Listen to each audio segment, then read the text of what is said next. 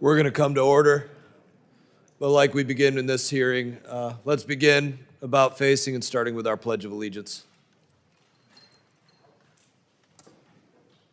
I pledge allegiance to the flag of the United States of America and to the republic for which it stands, one nation under God, indivisible, with liberty and justice for all. Play ball.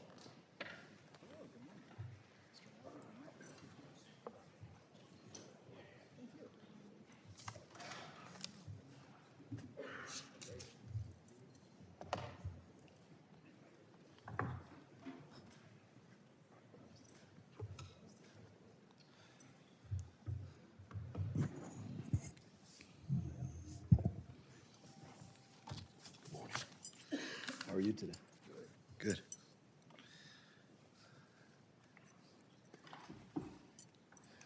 You want the chair? No, he'll be here. Good morning. Thank you for taking the time to be with us today. I have some formal remarks to give, but I think given what occurred yesterday with the return of Mark Fogel and what will occur today, I think it puts us all in a little bit more hopeful light. We know that we're in a different time, a different place, and a different commitment on behalf of the United States of America than what we've experienced in the past. And that's something I think that gives every single one of us hope. It should give us all hope. It gives me more hope because I do know the commitment of President Trump. And his commitment is that we don't leave our men behind. I want to thank you all for being here today. And formally, I do want to congratulate President Trump for securing the release of Mark Fogel from Russian captivity. As I just stated, President Trump has a commitment of leaving no man behind. It's important to reflect on that. President Trump is showing that when Americans are being wrongfully detained abroad, the U.S. government will move heaven and earth to get them back. That is a stark difference from what Mark had experienced before that. We know that we have Americans and our allies being detained abroad by Hamas in Gaza. I welcome you families who have come here to D.C. to share your stories with us. I think we all know that there was a bit of a blizzard that took place last night here in Washington, and there was questions by a number of individuals, shouldn't we cancel this roundtable? How can we expect people to come in for this with the snow on the ground? And the response to everybody that had a question was simple. How could we say to any one of you that have individuals being detained in unfathomable conditions that we can't do something simply because of a little white powder on the ground? And I just thought it was an interesting place to really put into perspective how we take things for granted in our first world situation that we live in each and every day that are nothing compared to what your families have had to go through. I can only imagine the pain that you and your loved ones who are held hostage are experiencing. I can't put myself into that situation. I prayed to God I never have to. 16 months after the brutal October 7 massacre, Hamas still holds dozens of innocent people hostage in Gaza, including 6 Americans. We remember each one of them, and we will not rest until they are all safely brought home and Hamas is eradicated. Today, we will have the opportunity to hear from the family members of 6 hostages being held by Hamas. We have Ronan with us. Miss Orna Nutra, Ilhan Grzuski, Mr. Moshe Lavi, Daniel Lifshitz, Mr. Gal and Ilay, and Mr. Eli David. Thank you all for being with us today. Congress, and you all have the opportunity to introduce yourselves more thoroughly. Congress and the world must hear from each of you because there are individuals in Washington and across the globe who will deny, and they will whitewash, and they will simply ignore what has taken place. It's up to us to make sure that does not take place. They will make excuses for the terrorists who raped and slaughtered 1,200 innocent Israelis and Americans on October 7th. They will make excuses for the animals who continue to hold hostage in Gaza as we speak. There is no path to ending this conflict without the release of hostages. And the purpose of our meeting today is to keep their freedom at the top of our agenda. We need to bring them home now. I turn now to my friend and ranking member, Gregory Meeks, for his opening remarks, and then we will allow a representative from each family to share their experiences before we recognize the remainder of our members. Thank you, Mr. Chairman. Thank you for bringing us together today, and thank you to everyone for being here today. You know, I have witnessed many of you advocating for your loved ones from day one. The courage, the strength, the stamina you've shown is incredible. Ilana, I don't think there's anyone better than you to speak to the plight of the hostages. It's a blessing, again, to have you here and to hear from you again. I've heard and know and feel the stories that you've told. My heart breaks that we're still here because that means your loved ones are not home. It's time, way past time, for them to be home. In fact, they should have never been taken from home. And we shall never forget that. And we shall continue to be focused and dedicated to make sure that your loved ones come home. I look in your eyes, and I think anyone that's looking in your eyes can feel your hearts and your pain. It is something that has stayed with me. Fact of the matter, it never leaves me. Every day, I'm looking to see whether or not this ceasefire will hold and your loved ones will be brought home. Focused on making sure. In fact, that's questions that I ask all the time, saying, what did we do? And every time we have these conversations among ourselves, one of the first things we bring up is get the hostages home. A lot that we need to do. But the first thing that we need to do is to make sure that we get the hostages home. And so some of us are here, some are new members of Congress. They need to hear your stories.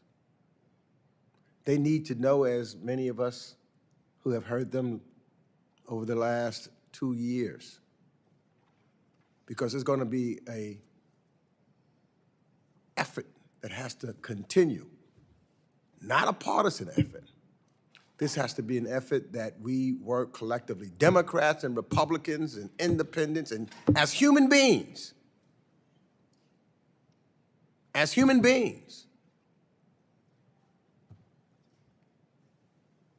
we can't stop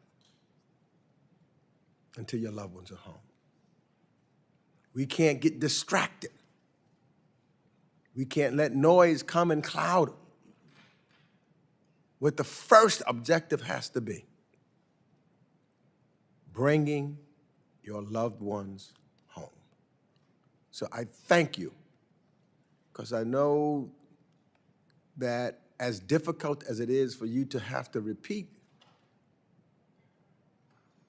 your pain, it is important that you articulate your pain to any and all people that will listen, but especially to members of Congress and others, so that we can stay on our leaderships and move forward and try to get them home and make sure that peace can have a possibility. Thank you again, and I look forward to hearing from each and every one of you and let you know that my prayers and my heart is with each and every one of you. Words will never be enough. Never be enough. We will never forget and never stop working. And I yield back, Mr. Chairman. Thank you, Mr. Meeks. Ronan and Orna, can we begin with you two?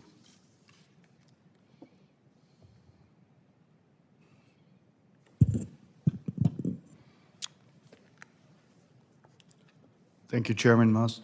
Thank you, Ranking Member Meeks. It's our third time here. We appreciate the opportunity to speak and focus on this dire humanitarian situation that started 495 days ago. We are Orna and Ronan Neutra. We live on Long Island, New York, for the last 25 years. On day 422, a little over 2 months ago, our family was delivered the devastating news that Omer, our son, died in Hamas captivity on October 7. For 422 days, we prayed, we marched, we spoke, we've been everywhere. When we said Shiva, the customary 7 days of mourning, thousands of people came to pay their respects. The flag was flown at half-staff throughout New York. A New York congressman spoke about Omer and our fight to get him back here in Congress on the floor. It was heartwarming. President Trump called us and sent us a letter of condolences, and we so much appreciated that. To many, Omer was a symbol of the devastation caused by the events of October 7. Many who knew Omer personally shared with us the very profound ways Omer had influenced them, inspired them with his kindness, sense of humor, and tactful leadership. Both our boys, Omer and Daniel, who spoke here at the committee last year, grew on Long Island, New York, their childhood surrounded by a warm Jewish community. Omer was the center of every community he touched. He was the captain of his high school sports teams. He was the regional president of his youth group. He had a unique way of making everybody who talked to him feel like they were the most important persons on earth. After spending a year in Israel before college, deepening his bonds with a broader family and new friends, Omer felt he had a duty to protect the people in Israel and to serve in the IDF. And so he volunteered and joined. On October 7, Omer was a tank platoon commander and a first responder to the border invasion and rushed to the front to fight and save lives. After excruciating 422 days of endless worry for his safety, fighting and advocating for his release together with all the other hostage families, we were informed that Omer was killed on October 7. Within our devastation, we lost our hope to reunite with him alive. But Hamas, this terror organization, is holding him and his remains of 34 more murdered captives against any international law and any religious values and principles. Who does that? Since the last deal in late November 2023 that brought home over 100 women and children, we've been advocating for a deal that would bring the release of the rest of the hostages. We spoke on every stage, participating in meetings, and we've probably been in the White House over 20 times. And we appreciate that. After months of tireless work of the negotiators and President Trump's election, finally we started to see hostages coming out. A deal was signed, but it is fragile, and only a first phase has been agreed to. We trust that President Trump and his team will make sure that the release continues, among them six Americans that need to come home. And everybody else, all the hostages must come home. The first stage is bringing the remaining women, children, and elderly, and we have to make sure that all the other remaining 76 of them, our brothers, fathers, sons, our soldiers, and the remains, will all come home. We saw how starved and frail the three remaining hostages, returning hostages, came out this weekend. They are tortured in the tunnels. It is urgent. We must make sure that the deceased are returned respectfully for their families, for an honorable final resting place. Our son Omer chose to put his life at risk to save thousands of others. We owe it to him to rescue the people he gave his life to and bring him home so we can get our own closure. Thank you. Thank you, Ronan. Ilana, will you share with us next?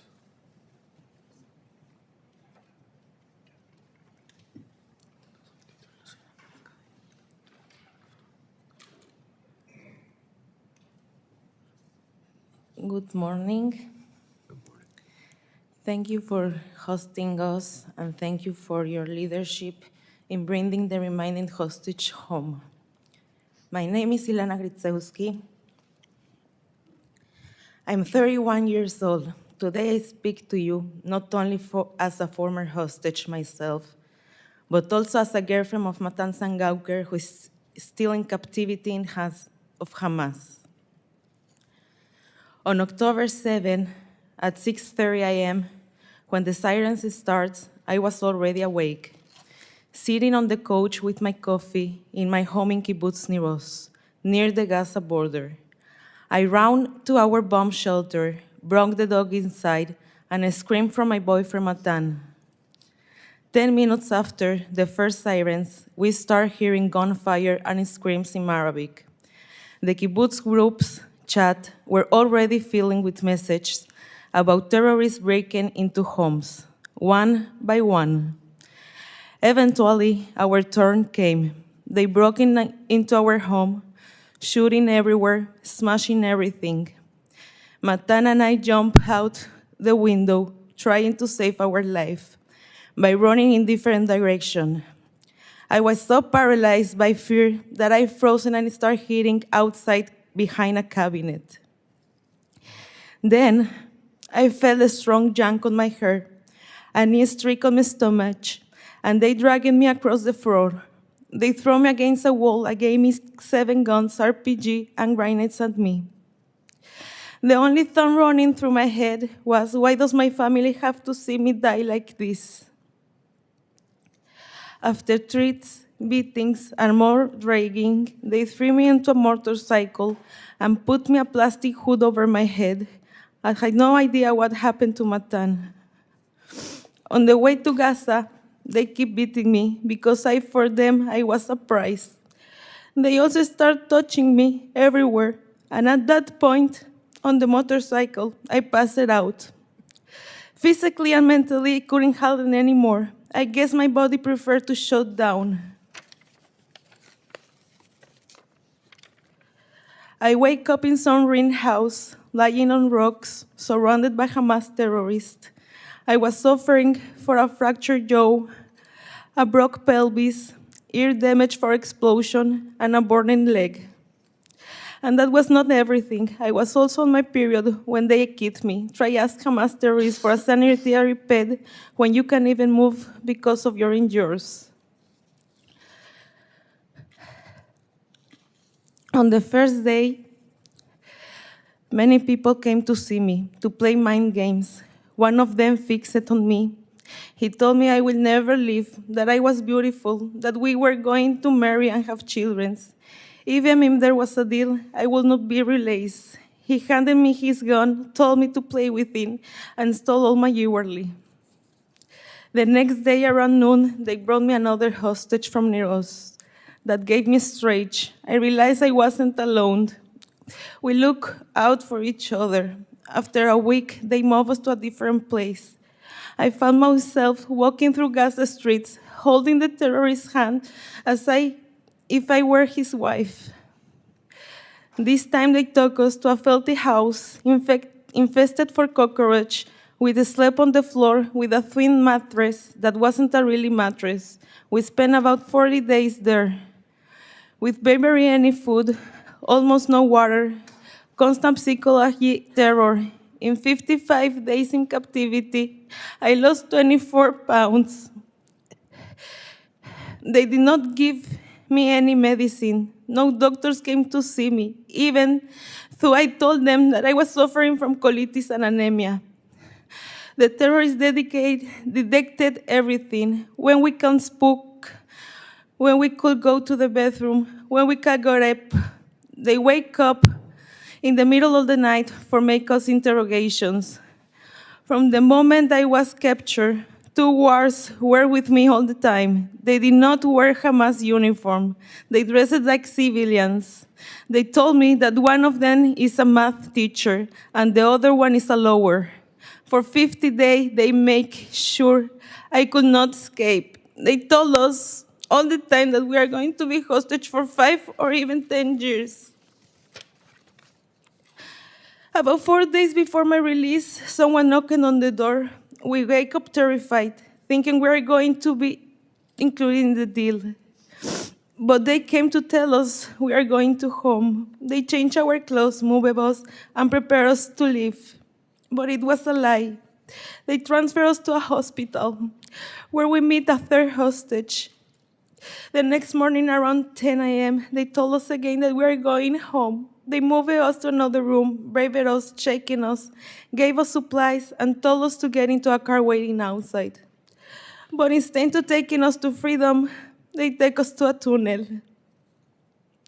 There we saw more hostage, some whom were my friends for kibbutz near us. I saw Eitan Oren with David Cunho, there who still remain in hands on Hamas. I was only then in the tunnels, after more than 50 days, that I found out that my boyfriend Matan was also a hostage. Just a short distance away, but I couldn't reach him.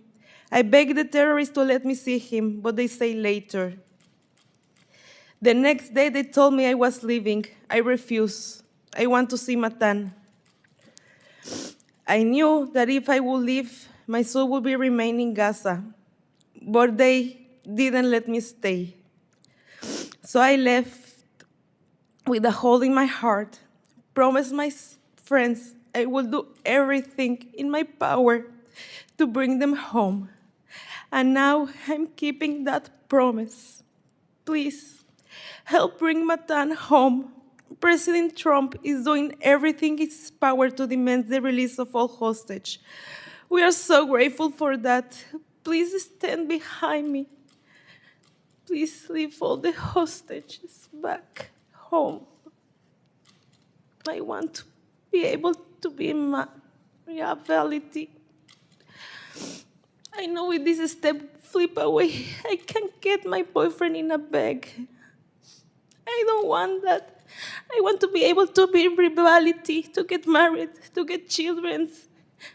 No, I did have to ask all the day why I'm here, but they know. We are all humans with the same rights. We all have family waiting here. Why I'm different, why I'm here, but no. I want to be a bakery again. I want to be able to try to rebuild a life. after this held. And in the only way I can be able to do that is when all hostages come home. So I didn't ask why I'm here, then they know. I don't want to bring my boyfriend in a bag. I want to be able to be kind in the promise that I did it to my friends that they went to return alive. Thank you. Thank you, Ilana. Moshe?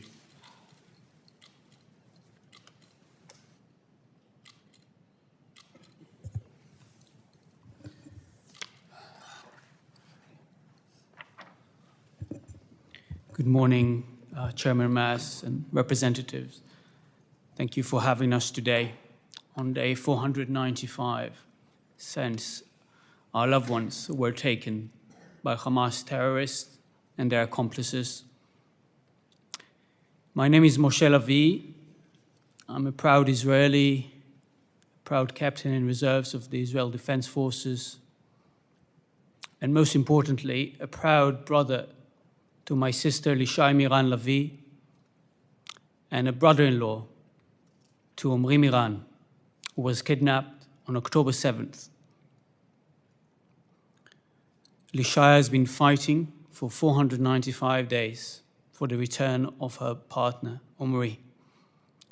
She has been fighting so that her family, her two daughters, Roni and Alma, will have their father again. Let me share a bit about Omri. Omri has a beautiful soul, a gentle heart, and a kind smile. He's a shiatsu therapist and a gardener, healing people in his clinic, healing plants in the gardens of Kibbutz Nachal Oz, where he started his life with Lishai. A lover of sport, a literature enthusiast, a man who is connected to nature, a spiritual person who believes in the goodness of the heart of mankind. He met my sister in March 2020, and amid the global pandemic, they fell in love, built a home to themselves, and started a family, bringing to the world my two nieces, Roni, who is 3.5 years old, and Alma, who will mark her second birthday in 2 months, in a month, in March, hopefully with her father. On October the 7th, Omri, Lishai, and the girls were at their home. Hamas terrorists barged into their home, luring them to open the door by using a teenager named Tomer Arava. Tomer begged for his life, so Lishai and Omri opened the door. They wanted to save his life, even though they knew the terrorists would be entering their home. Tomer's body was found a few days later because Hamas terrorists were responsible for his death, despite the fact he was used throughout that day to make people open their doors. For hours, Lishai, Omri, and the girls were held at gunpoint as captives in their own home. They were grouped with another family from the kibbutz, the Idan family, whose eldest daughter, Mayan, was murdered that morning, and were abused. This was all live streamed on Facebook for the world to see. And despite there are naysayers today who are denying the atrocities of October 7th, we have plenty of footage, plenty of videos to showcase to the world of the atrocities Hamas committed that day. Hamas and their accomplices, including civilians, who entered the kibbutzim and the towns of southern Israel, where I grew up, and ravaged them, burning houses with people in them, raping women, killing and injuring countless people. At 1:30 p.m. that day, Omri was handcuffed and was instructed to stand up. That was when he was taken hostage to the Gaza Strip with a few other members of Kibbutz Nachal Oz. Lishai, my sister, told him she loves him, she'll take care of the girls, and ask him not to be a hero. Omri responded that he loves her, and that was the last time they saw each other. Ronnie, my 3-year-old niece, tried to run to him. Luckily, Lishai stopped her. At 5:30 p.m. that day, Lishai and the girls were rescued. My parents and my other sister and her family were rescued as well. I could have been a man without a family. I was in New York at the time. I was lucky. My family survived. By being lucky means that you have a hostage in your family who's been held by Hamas terrorists for 495 days.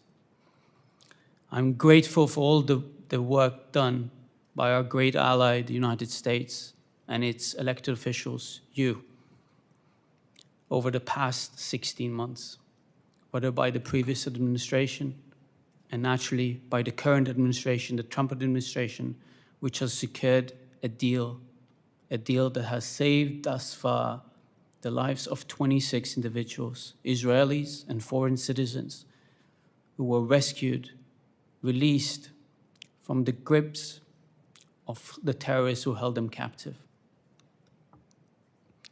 But our mission is not done.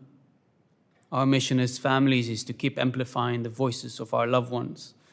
I'm here not to speak as Moshe, I'm here to speak as Omri Miran, who is calling from the dungeons of Hamas for the rescue, asking his own government to do everything it can to preserve our ethos, Israeli and Jewish ethos and social contract, to redeem our captives, asking for the international community to hold accountable the perpetrators of October the 7th and those who funded and sponsored them, including countries like Iran, and asking you to do everything you can to pressure the stakeholders, the mediator countries, to force Hamas to a viable agreement, to understand that we now need to act fast so that those who still remain captive, alive, will be saved and rehabilitated in the state of Israel, and those who were murdered or killed on October 7th or in captivity will receive the honor to be buried in the land of Israel so that their families will have a closure. This is our greatest mission. This is the greatest mission of our time as Israelis, as families of hostages. And I'm humbled that you took on yourself as a country, as representatives, to take that mission as well. I implore you to keep pressuring everyone to make sure that people like Omri are not forgotten, that their stories are shared everywhere, that their beautiful souls are the ones that matter, so that everyone will receive the closure they need. I thank you, both parties, for doing everything you can and ask you to keep doing it so that this agreement will not fall apart and that we'll have the reunification of all hostages with their loved ones. Thank you. Thank you, Moshe. Daniel. Hello. So first of all, thank you very much for welcoming us. I want to special thank, of course, to President Trump and to you, Chairman Must, for actually making it a humanitarian issue. Again, we felt for a long time that the hostages issue was not on the top priority of the world and was not on the top priority of the humanitarian aspect of it, and I really want to thank you for doing that. The stories of Ilana and Moshe, stories of Ilana as a woman, and Lishai. We have 3 others, starting from my grandmother, Yocheved Lifshitz, that been released after 17 days, waiting for her husband almost for 500 years. She's, as well, we saw Arbel Yehud coming back home 2 weeks ago. Arbel was my stepsister and as grandchild to my mom, to my grandmother. Arbel is an amazing soul and coming back here without her boyfriend, Ariel Cunyo. Having my third, one of my best friend and an American citizen, Sagi Dekelchen. Sagi Dekelchen taught us in Kibbutz Niroz, the place where we have 25 hostages still coming from there from the 76. Sagi taught us to play baseball in Iroz, on the grass in Iroz, where so many people have been murdered and kidnapped. He's a hero, and his wife is waiting for him with 3 daughters at home. That's the holy work we need to go out from here, to bring those men back home to their women so they can have their lifetime shared together. If it's my grandma, and if it's Sagi, and if it's bringing Ariel to our bell. My grandfather is the eldest hostage considered alive. My grandfather is the only great-grandfather held hostage in the world, Oded Lifshitz. He found Kibbutz Nir Oz in 1957, defending the country by founding this kibbutz so close to the borders, knowing the risks. He fought in 4 different wars from 1967 to 1982, risking his life. By doing that, he was also a humanitarian activist, a peace activist, a warrior for justice and for doing the right thing. My grandfather built a kibbutz. My grandfather built an amazing cactus garden, a 64-year-old cactus garden, which the last scene of my grandmother, when they've been kidnapped from the whole bomb shelter, when they've been dragged naked at home, she saw my grandfather on the ground, on the cactus garden they built for 64 years, and she thought he was murdered. But my grandfather, as a cactus, has a lot of resilience, and those hostages has the resilience, but not much more. The time is gone, and we saw what happened on Saturday, and we see the situation of the hostages. Also, my grandfather doesn't have that time, and we know, we understand, that painful concessions had to be paid to bring the hostages back home. But it's a victory to the Western values to bring those hostages back home. That's the most important thing. And I know my grandfather worked all his life for trying to bring education to the Palestinians, to fight for coexistence, to fight for so many things. And now is our time to pay back to my grandfather for everything he did in the world. And I think that now we have to work, all of us together, and to know that we have to change the strategy as well, and to give a legitimacy strategy. A strategy with, first of all, we bring all the hostages back home, and after we can eradicate Hamas.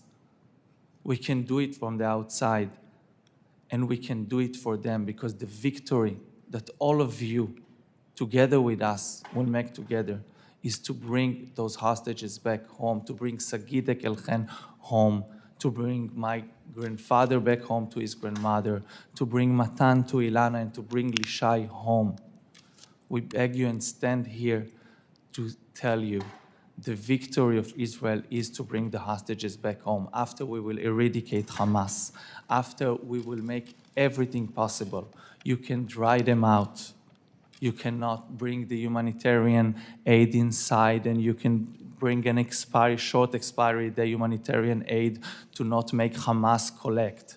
You can stop the money going inside. You can do many things, but we will not be able to save their lives if we will not work fast and do it now.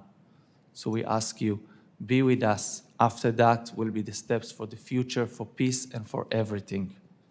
That's also my grandfather will and what he's coming here to ask from you, because I'm here for my grandfather, for the future of Kibbutz Nir Oz, for the future in Israel, and for the future of the Western value.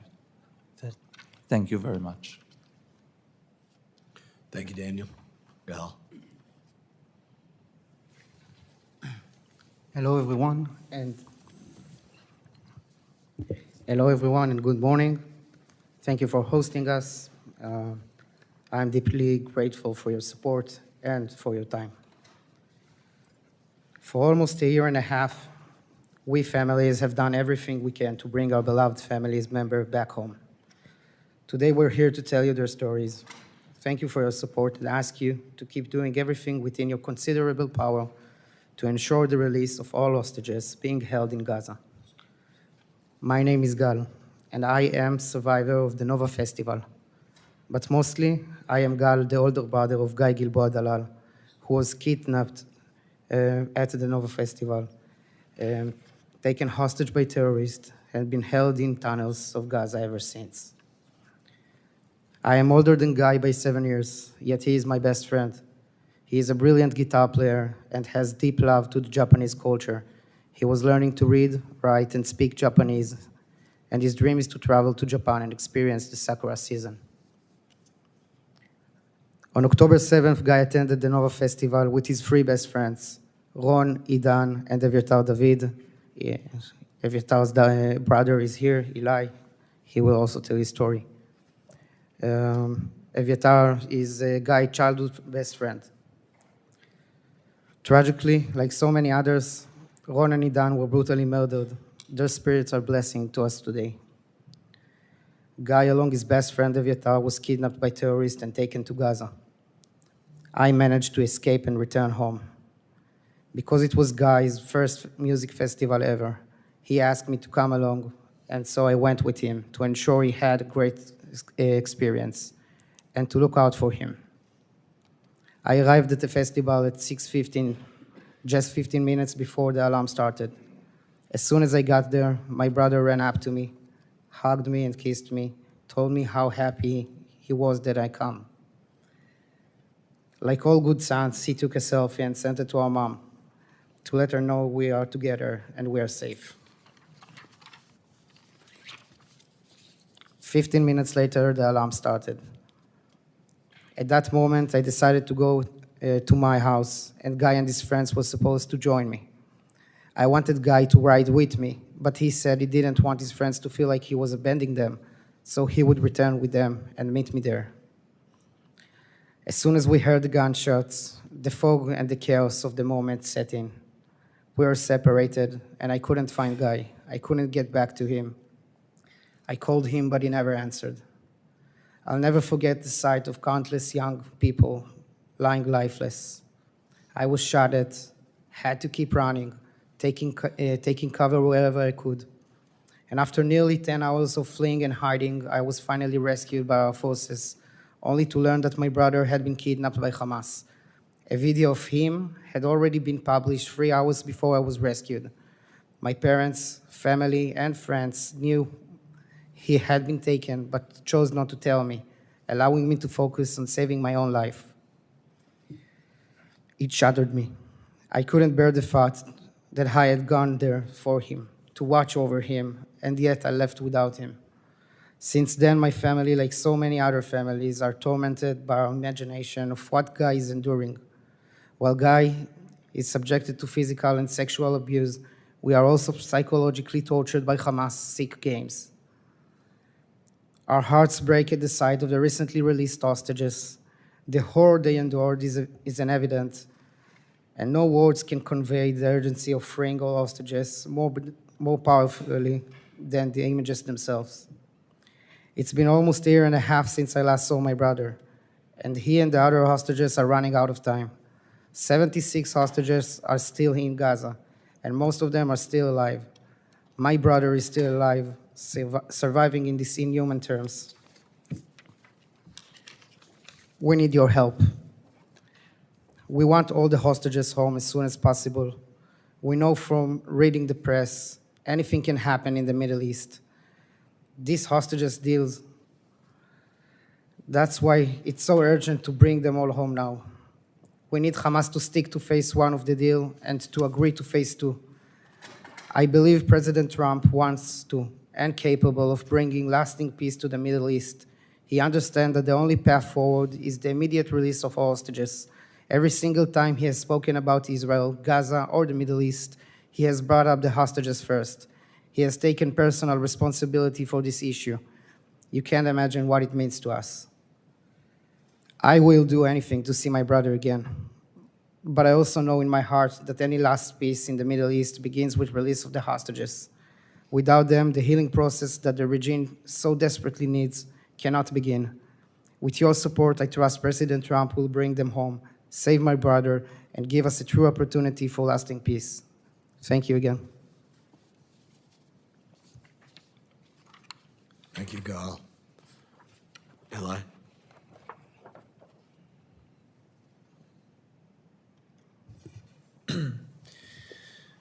Good morning. My name is Ilay David, and my brother, Eviatar, has been held hostage by Hamas for over 419 unbearable days. For almost 500 days, my family has lived in a painful, endless wait, hoping for news, for progress, for the moment we can finally bring him home. Every day that passes without him is another day of uncertainty, of anguish, of time stolen from his life. I want to express my deep gratitude to President Trump for his leadership and for his commitment to bringing our loved ones home. The recent release of hostages is proof that determined action makes a difference. That when leaders stand firm and prioritize this humanitarian crisis, lives can be saved. We've seen progress, and for that, we are thankful. But we are not there yet. This first stage is a crucial step forward, but 76 hostages are still waiting in captivity, and their return must remain a top priority. Every one of them has a family, desperate to hold them again. Every one of them deserves to come home. In the past few weeks, we've seen 21 hostages reuniting with their families. A moment of relief and hope for all of us. Each return is a gift, a reminder that bringing them home is possible. But my brother, Eviatar, is still not among them. He was kidnapped as a civilian from the Nova Festival, together with his best friend, Guy Gilboa-Dalal. Both taken in an instant from the life they knew. While we celebrate those who have made it back, we cannot lose sight of those who remain. The mission is not over until every hostage is home. My brother was 22 when he was kidnapped. Now he's 24. He's the kindest person I know. He's an amazing guitar player. We play music every week. And I miss him so much. The second stage of this deal cannot wait. The lives and honor of 76 people are hanging in the balance, and we must ensure that we keep moving forward. We cannot afford to let momentum fade. We cannot accept the delays. Every day that passes makes the suffering worse, and our determination to bring them back must only grow stronger. I trust President Trump can help get us there. His leadership has already brought hostages back, and I trust that with his continued efforts, we can reach the next stage of this agreement. The families of the hostages are counting on the world to stay engaged, to keep up the pressure, and to make sure this mission is completed.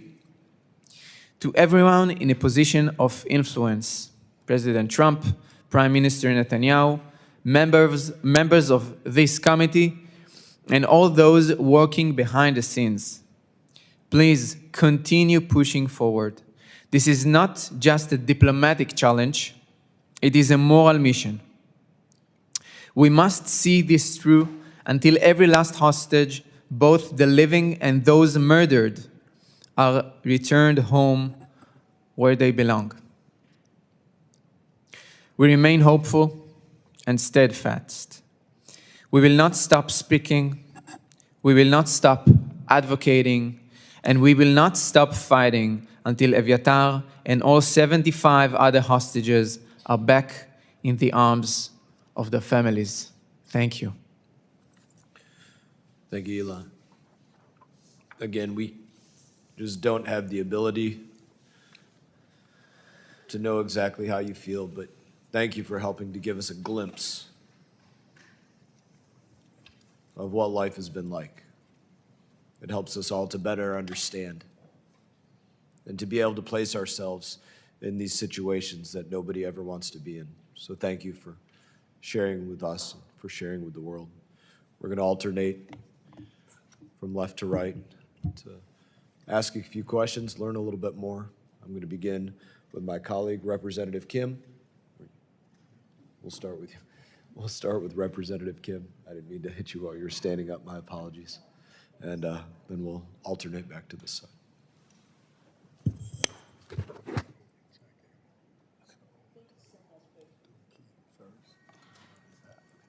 I welcome you and thank you so much for sharing your stories. And I've taken notes, but we have already known about your family members and your loved ones.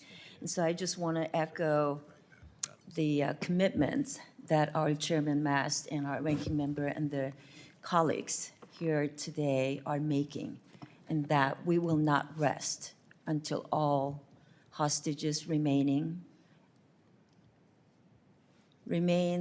or we don't, as you mentioned, Ilma, we want to see your boyfriend come live, not in a bag. And I really took that to heart, and I'm so sorry for the personal suffering that you endured and continue to do. So I really feel for you, from a woman to another woman, but also to your grandfather, to your brother-in-law, to your family members, to your brother and your son. I really feel for you.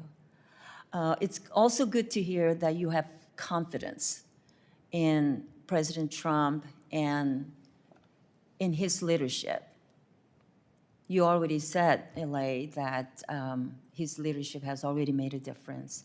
And we're doing this in different phases, but we will make sure that everyone is back home with their loved ones. And we will not rest, and we'll provide the forum and the opportunity for you to speak out until everyone is back home. So I just wanted to also echo that Hamas's repeated attempts to exploit the recent hostage transfers is a good reminder of the need to work hand in glove to ensure an attack like this can never happen again. So I hope you will continue to speak out and tell us what steps are needed, in your view, to ensure that we can achieve Hamas enduring the defeat. If you want to respond to that, I would be grateful.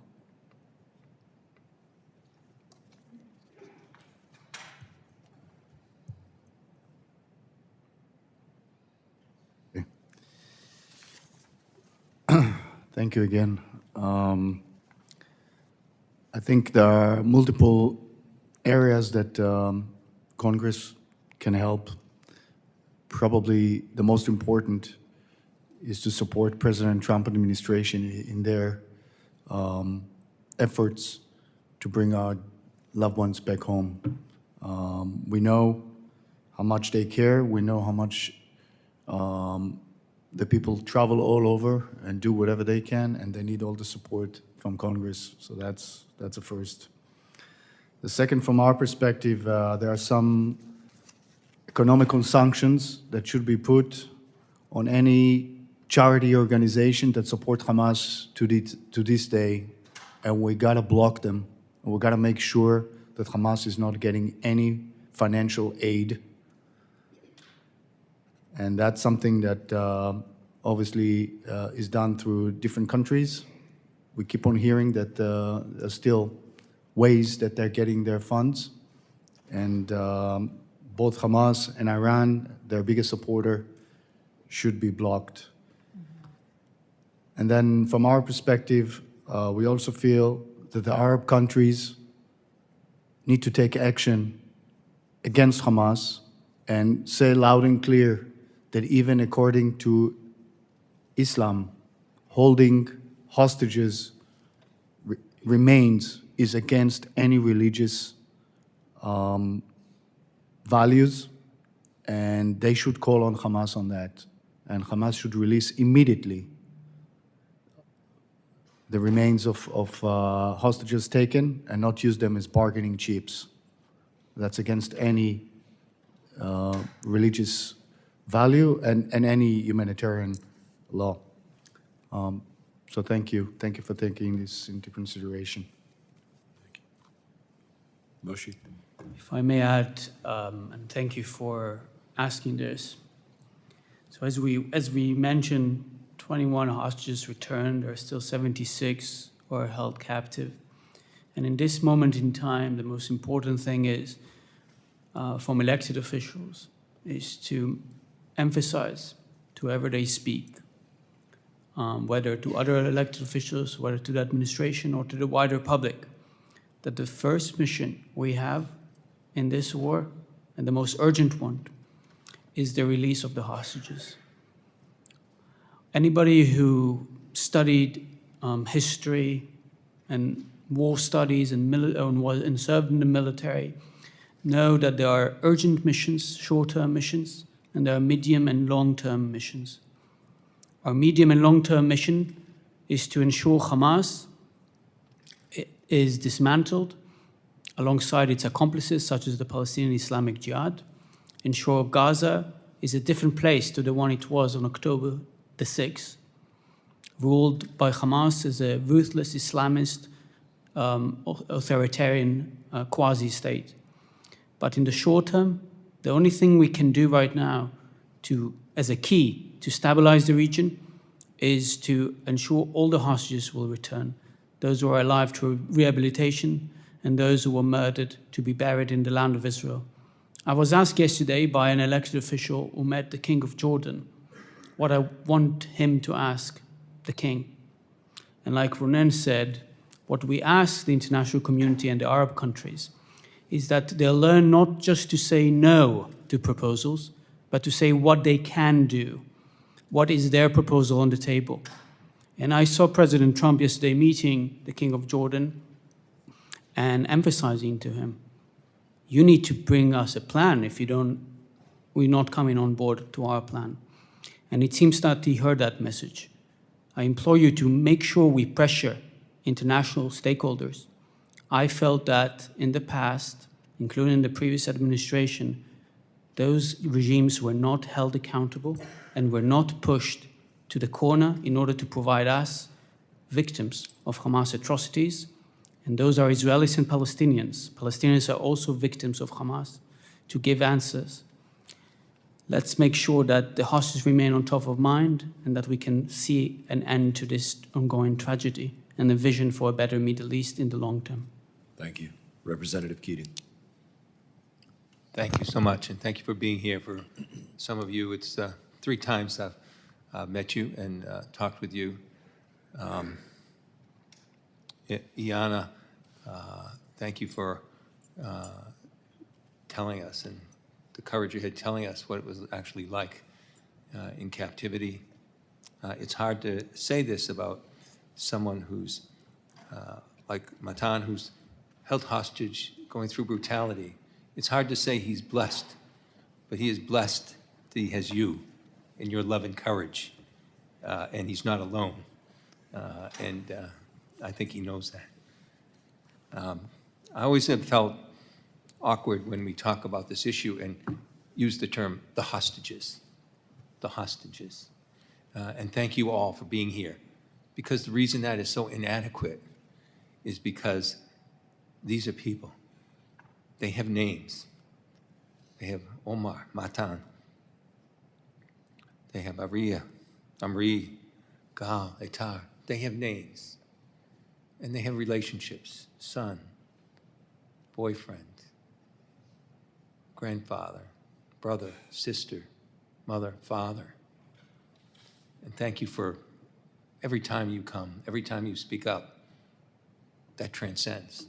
And it's important because this isn't just an issue or a policy. These are human beings. And you reinforce that, and it's essential. We also have our values together being held hostage. the values of Israel, the values of the U.S., of all our allies. And we have to always be mindful we are all being held hostage in that respect. Those of us that respect justice and decency, humanity, and we have to remain close so that we can be stronger against the opposite. We have an agreement now. Sides have come together for an agreement. Imperfect as it may be, it's an agreement. And so let me just tell you, at this moment, because we deal in the moment, and you've all dealt in the moment, in the roller coaster that you've been through. In this moment, I think it's important to have a mindset, all of us, of not how this deal can't be held, but how it can be held. Let's get through this moment. Let's both sides work together to just get this imperfect deal through so the hostages, so the individuals will be released and brought home to their loved ones. And until we do that, we can't rest. So that is the mindset, I think, of all of us here. It was a difficult agreement. Democrats and Republicans all working together on both sides because it's not a partisan issue. It's a human issue. And your presence here is so important to reinforce it. And I just want to thank you for continuing doing something that you didn't sign up for, something that was thrust upon you inhumanly, and something that I trust we can bring to an end, at least in this moment. Thank you. Thank you, Representative Keating. Representative Kane. Thank you, Mr. Chairman. Thank you for being here and sharing your stories and your loved ones' stories. It's extraordinarily important, not only on October 7th, but in the 495 days since, that you share those stories on every platform that is available so we can continue to show the atrocities that Hamas continues to commit, the fact that Iran is supporting Hamas each and every day, and it's the head of the snake. We need to hold the terrorists accountable who masterminded the October 7th attacks. And can you please talk to us about how we ensure that the global organizations that over the course of the last 495 days have not raised their voices, have not held Hamas or Iran accountable.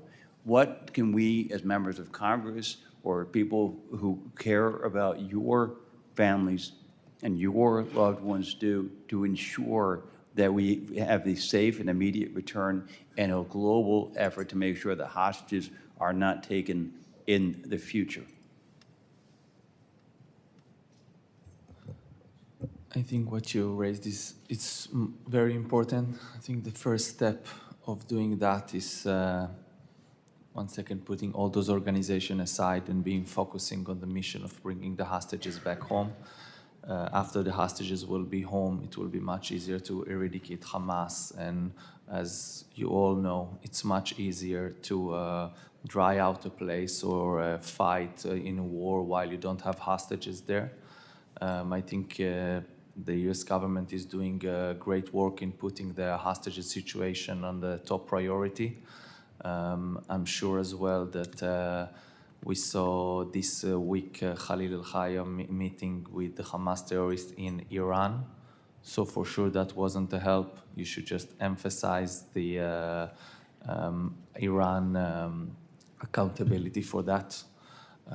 Make more pressure in Qatar that if they are not making a deal, they've been arrested, you dry out their money. Make sure that into Gaza is not going inside humanitarian aid, which has a long expiry date, because then Hamas cannot gain power. And after that, make sure $1 is not going inside from any organization. No banks are going to be rebuilt in Gaza, and no other way to bring money in. The rest of the organizations, I know you can do all the necessary work to make sure that they will do the right thing the next time. That is the ways I think and I see those things happens. But for the moment, the way to bring the hostages back home is in a deal that you must understand that in day 42, either all of them come back home or you start a deal of a hostage per day, but you need something that will not stop. This deal is problematic because every week to see few hostages is not easy. Must make sure this phase ends, and as soon as possible, we squeeze all the other phases to bring everybody home, and then you can start eradicating Hamas and continue to any plan and future plan containing Arab countries or by the lead of the US alone. We need to bring the hostages home. I absolutely agree with you. May I add?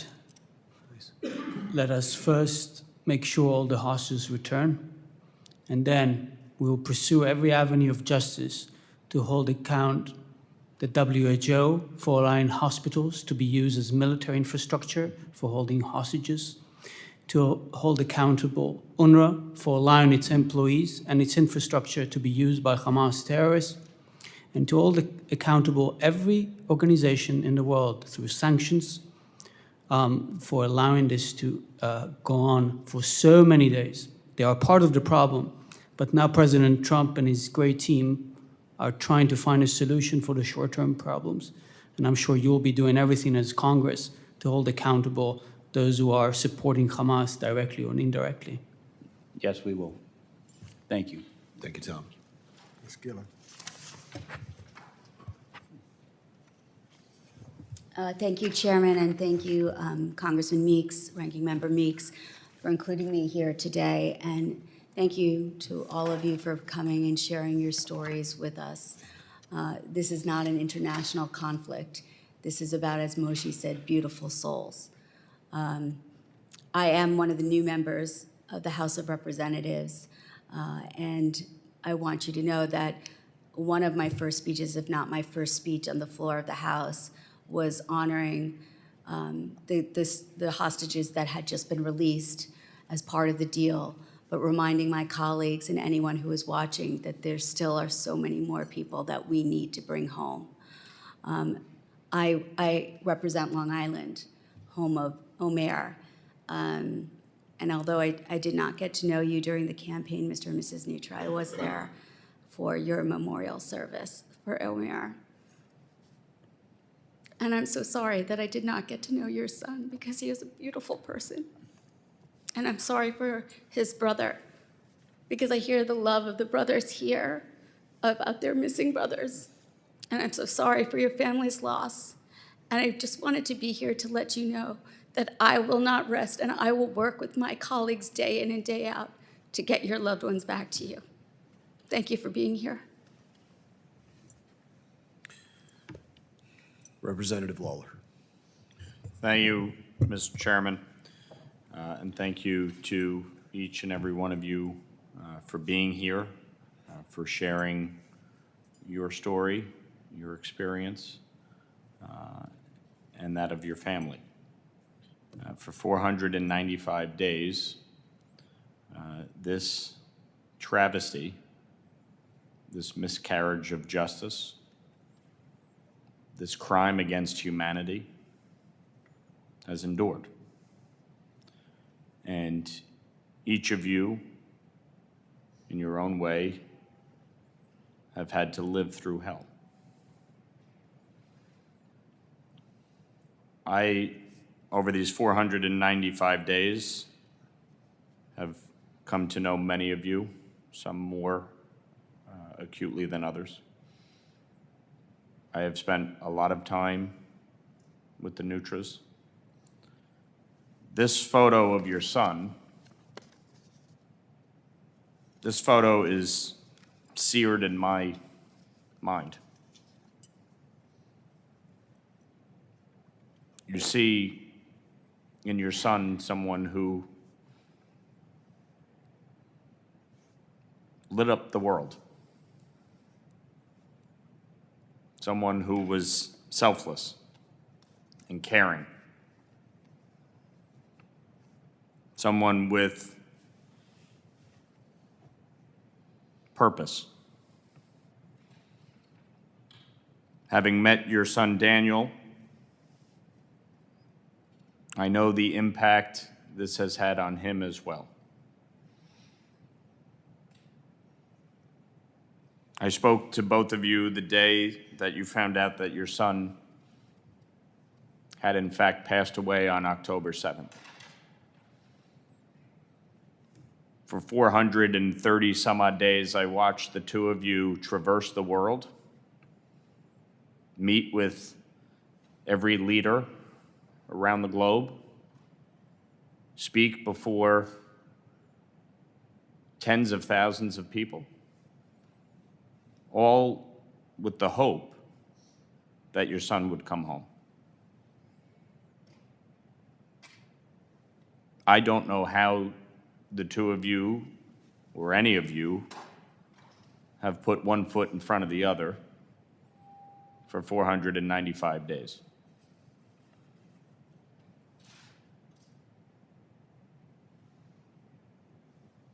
I think the travesty in all of this is that there should not be a single hostage remaining at this point. Whether living or deceased, everyone should have been returned home by now. And so what each of you are doing by continuing to put a face on this, by continuing to make this the priority, it is essential. Because there really can be no peace unless every single hostage is released. And that's before we even get to addressing what to do with Hamas.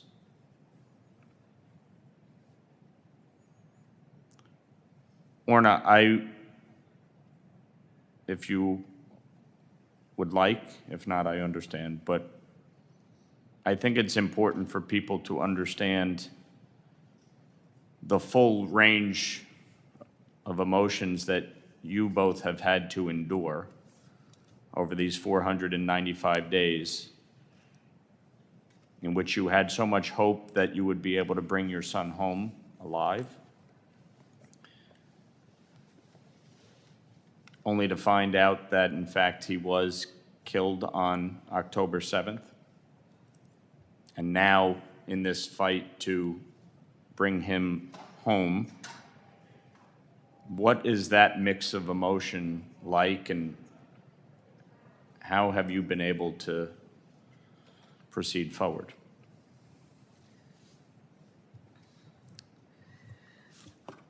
I first want to thank all the members of this committee, and I want to say that we are Israeli Americans, and we have been thankful for being just that, Israeli Americans over the past 16 months, proud Americans, because America has stood by our side, and people like you have been on our side and have been vocal. And what we know is that silence is complicity, and I can say that America has not been silent from the first moment. We have been in this terrorist attack since October 7th. It has not ended. And all the emotion and the range of emotion that Ilana described being exposed to in the 50 days, all the families, the hostages, of course, are bearing that, but the families on a different level are bearing that every day. This insane roller coaster of emotions, every statement that is made by a world leader, and the implications of that, what does that mean for the hostages, the hope on the one hand, and the despair when things aren't going according to plan, and the worry. And I know, for a fact that these past few weeks have been extremely excruciating as families are waiting to hear whether their loved ones are in fact coming back. And for us, of course, knowing that Omer will not come back. Not come back in the way that we were expecting him to come back and wanting him to come back. It's been devastating. But we continue what we're doing because there's no way for the families to move forward before they're all back. And this is not just in speaking, it's true. Lives are stuck. And the whole region is stuck, and the state of Israel and the people are bleeding and are hurting and cannot move on. So as been stated here, before anything else, we need to bring them back. And I also want to say, to respond to the question about the different organizations, and this is the House Foreign Affairs Committee, and I think going back to what I said before, America has not been silent, but many organizations and other world leaders and countries have been silent or has not spoken strongly enough against what is going on. And I know that last year we spoke about this in the White House with the National Security Advisor. He said it does not make sense that only America is making so much noise. And a coalition was created for other world leaders to express condemnation for Hamas or to speak about the hostages coming home, but it's not enough. We don't hear those voices enough. I know a lot has been said about the American Red Cross or the Worldwide Red Cross. They have not seen any of the hostages. They present themselves as helpless in this situation where it's not up to them, but they also have a role in speaking up and saying that Hamas is not allowing them to see the hostages. Because the way this whole thing has been portrayed over the course of the past year is just insane.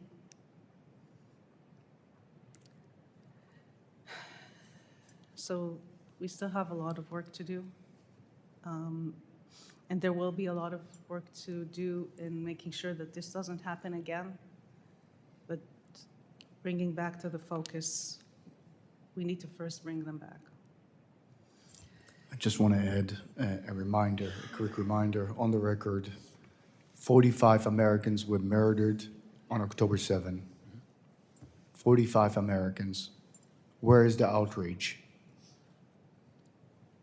This is a big terrorist attack on Americans as well, not just on Israel. And we got to support these families. And I know, Representative Lawler, what you've done in that direction. We appreciate that, and it has to come to its final. And thank you, Brett, for everything you've been doing. And these All right. 6 Americans. And still, again, 6 Americans there among the 76. Thank you. Thank you. Mr. Snyder. Thank you. In many ways, you leave us speechless. And you can see all of us struggling to find the words, which is why I want to thank you from the bottom of my heart for your courage to share your stories. I can't imagine the strength that it takes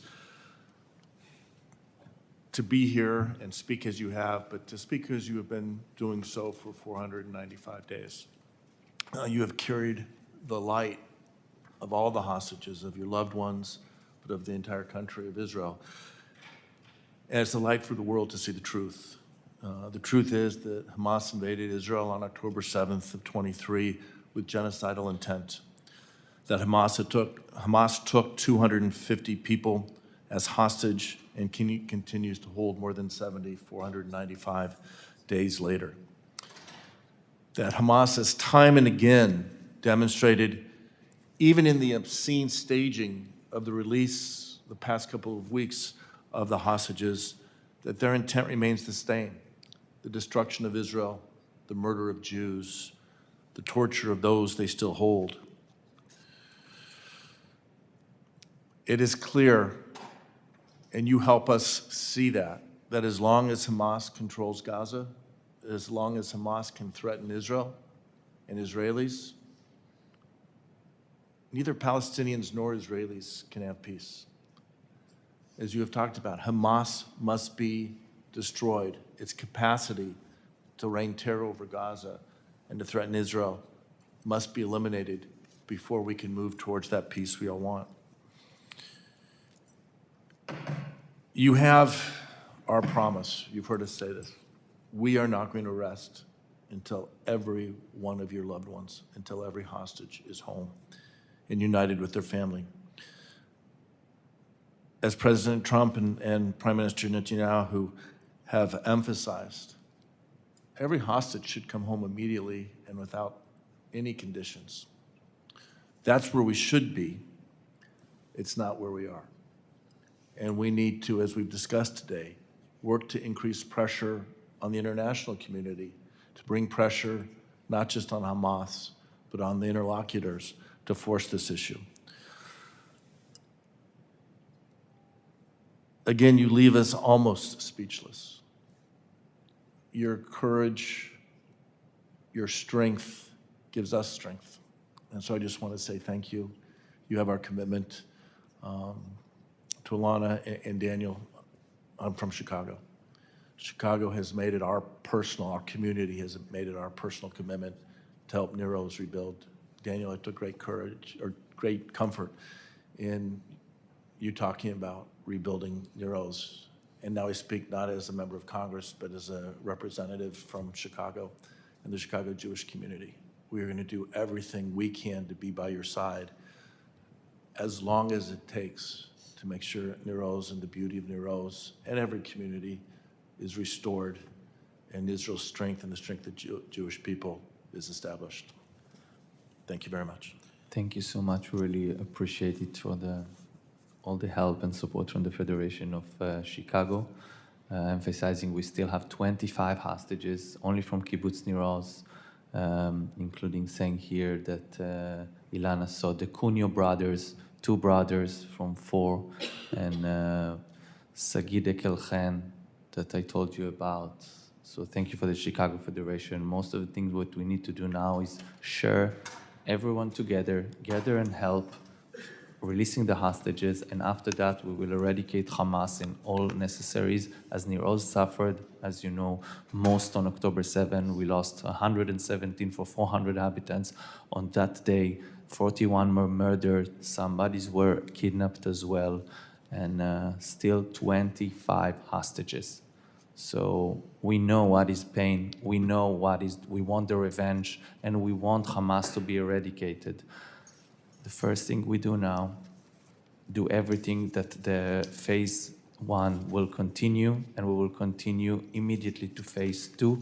And if we can squeeze everything together to one day on 42nd day, let's do all the pressure we need to do that to bring everyone home, and then the victory to the Western values. And after that, we'll eradicate Hamas, we'll eradicate terror, and we will fight the diplomatic jihad. We have so much to fight for, and we can have some painful concessions to bring now the hostages home. That's the first priority. Then we deal with everything else, and that will be also the future for Israel. And thank you very much. As the U.S., ended the World War II in 1945, and we have a country in Israel after that. Now, again, we have the US government and President Trump to help the Jewish people again from the scene that we saw on Saturday, and immediately squeeze it into a deal, because we know that if fighting will come back and war come back, it will take months, and that we cannot accept.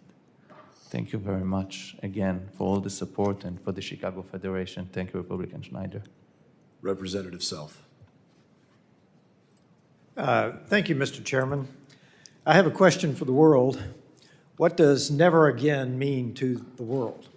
You just mentioned 1945. Yes, Israel came into existence there in Tel Aviv. I've been in the Independence Hall. It's a moving place, your own Independence Hall. But what does never again mean to the world? And frankly, Hamas right now will be handled, I think. I'm a soldier. I'm a simple soldier. This is not war. What we saw on October the 7th is not war. Frankly, we need pressure on, and I'll specifically mention two, Qatar, however you want to say it, needs to be pressured by the entire international community because Hamas is not the problem right now. The problem is Hamas doesn't feel enough threat, doesn't feel enough pressure because the only thing they understand is force. So we need to be, as the U.S. Congress, as the Trump administration, bringing more force against Hamas so that they release the hostages. And I'll also call out the UN.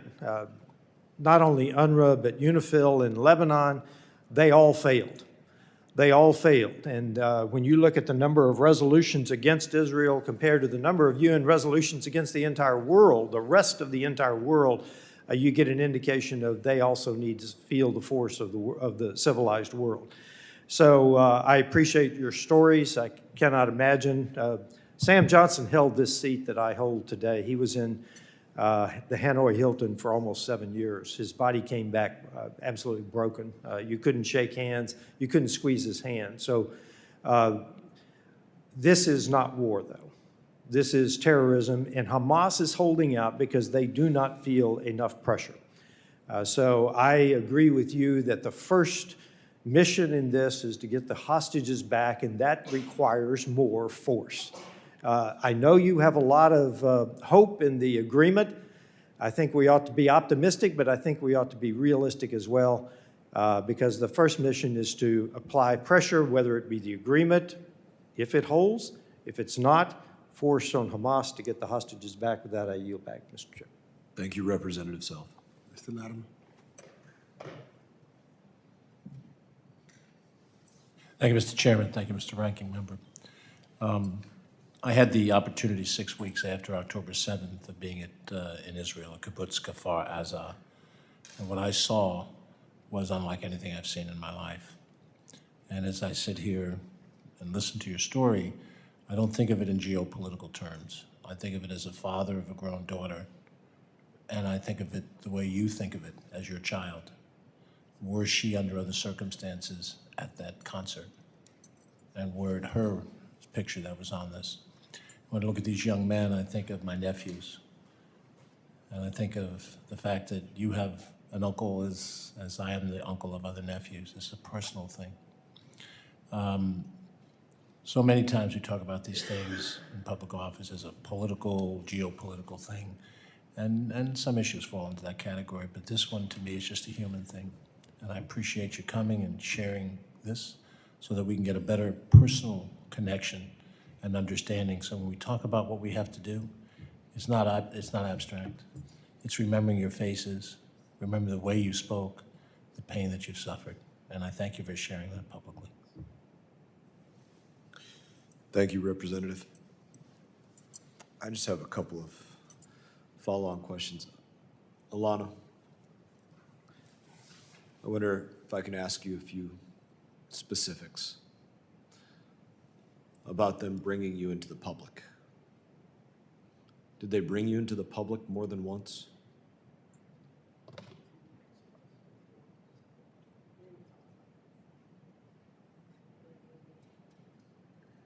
Yes, all the time I was taken to a different place. I also take a walk inside the hospital to get out. They take me to another houses, so I also was in the street. I was supposed all the time to all the people. When you were out and exposed to people, did you get the sense that everybody knew who you were, what you were? Did they make that obvious to everybody, or do you get the sense that they did not? There are people that they know, that they come to the door from the house to see the hostage, to see me. In the street, I all the time go with my eyes down, playing. praying that no one know that I'm a hostage, so they don't kill me or do something. And when you were in the public or in the hospital, or anytime that there was others around you that were not directly your captors, the whole of the area was your captor, but not immediately around you, was there ever anybody? No, in the hospital you go through all the people with Hamasnikim before and after you, so no one can get you.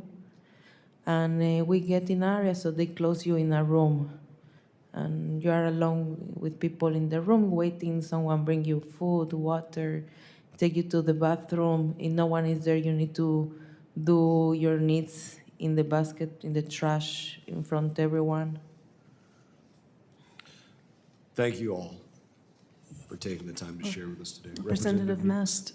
Yes, please, Orna. I know that we heard from the recently returned hostages, the female soldiers, that they were being held part of the time in humanitarian area, and that people knew, and there was no one that offered any help or any consolation or any empathy or sympathy.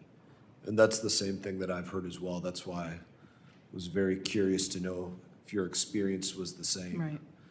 Because it does speak about broader motivations, the reaction of all that know exactly who and what you are, and what their commitment is or is not, and where their allegiances lie. I think I that's can only important. say that I don't know, in their hearts, the people of Gaza, but for sure, anyone there that is even against Hamas is being held captive too. Thank you, Orna. Representative Meeks, did you have anything you'd like to close with? I'll just close with thank you. I think it's important that everyone hears your voices and your story. And I also think that it's important, as all of you've indicated, that individuals speak up. Because this kind of human tragedy, every human being should speak up. Shouldn't be just individuals who may be from Israel. Shouldn't be just individuals who may be Jewish. Shouldn't be individuals who just may be Americans. Shouldn't be just individuals who may come from a different ethnic group. Should be everyone. And it should be a situation where we may not agree on everything all the time,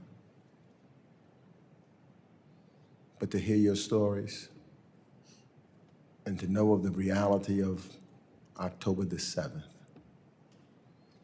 and to know that if good people do not speak up, it could happen to anybody, anywhere. It is with a deep, deep set of gratitude that I say to you that you have the courage to continue to come before us and tell your story. I'm saddened that you have to do it.